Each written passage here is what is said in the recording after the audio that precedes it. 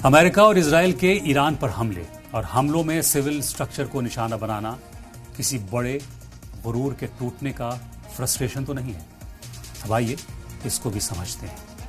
22 मार्च को जब ईरानी missile Dimona और अराद में गिरी, उसी दिन इजराइल पूरी तरह से एक्सपोज हो गया था।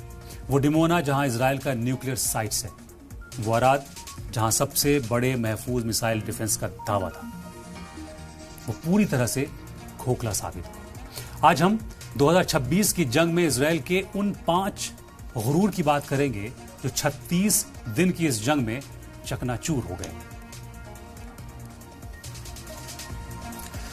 पहला और सबसे बड़ा गुरूर जो चकनाचूर हुआ है वो है इजराइल का 90% इफेक्टिव मिसाइल डिफेंस सिस्टम। 22 मार्च को 2 ईरानी बैलिस्टिक मिसाइलें डिमोना और अराद में रिहायशी इलाकों में गिरी, 200 से ज्यादा घायल हुए। और सबसे चौंकाने वाली बात, आईडीएफ ने माना कि उन्होंने इंटरसेप्ट करने की कोशिश की, लेकिन वो नाकाम रहे। ये वो जगह है जहां इजराइल का न्यूक्लियर रिएक्टर है।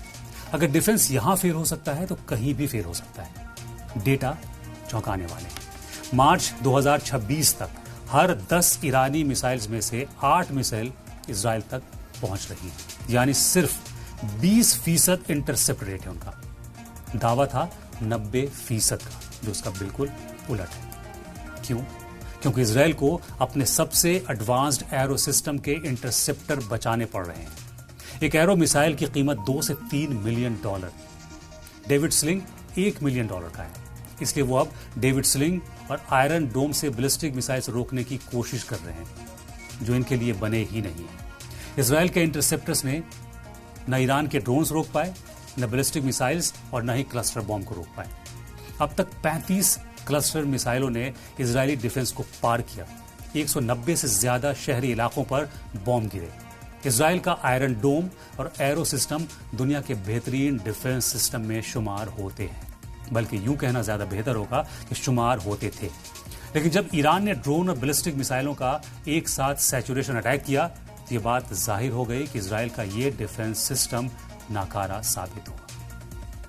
अगर हमलावर सस्ते ड्रोन्स के जरिए इन सेप्टर्स को खत्म कर दें तो सिस्टम में खला पैदा हो जाते हैं, वैक्यूम हो जाता है। ये पहला गुरूर था इजराइल का जो चकनाचूर हो गया।